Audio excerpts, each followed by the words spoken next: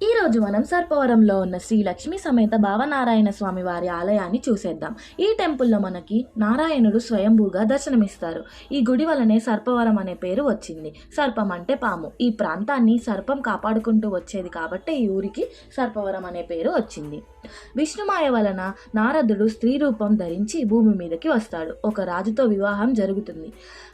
జీవితం అంతా సుఖంగా రాజభోగాలు అనుభవిస్తూ 60 మంది పిల్లలతో చాలా సుఖంగా ఉంటుంది.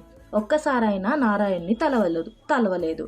ఒకరోజు యుద్ధంలో భర్తని తన 60 మంది పిల్లల్ని కోల్పోతుంది. అంత బాధలో ఉన్న ఒక్కసారైనా నారాయణ్ణి తలవదు. నారాయణుడు ఆ దుఃఖంలో కూడా విపరీతమైన ఆకలి బాధని కలిగిస్తాడు. అయినా తలవదు. ఎక్కడ చూసినా తినడానికి ఏమీ కనిపించవు. ఒక్క చెట్టుకి మాత్రం ఒక పండు కనిపిస్తుంది. ఆ పండుని అందుకోవడానికి తన భర్తను పిల్లల్ని మెట్లులా పేర్చి పండుని అందుకోవాలని చూసినా పండు తీసుకోలేకపోయింది.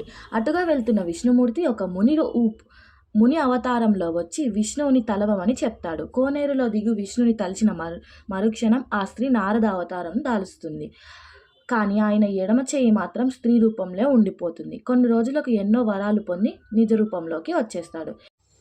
ఇదంతా ఈ గుడిలో ఉన్న చరిత్ర చెబుతుంది. ఈ కోనేరులో మునగడం వల్లనే నారదుడు నిజ రూపంలోకి వచ్చాడు. ఇదిగోండి కోనేరు చూపిస్తున్నాం కదా, గుడి ఎదురుగానే ఉంటుంది ఈ కోనేరు.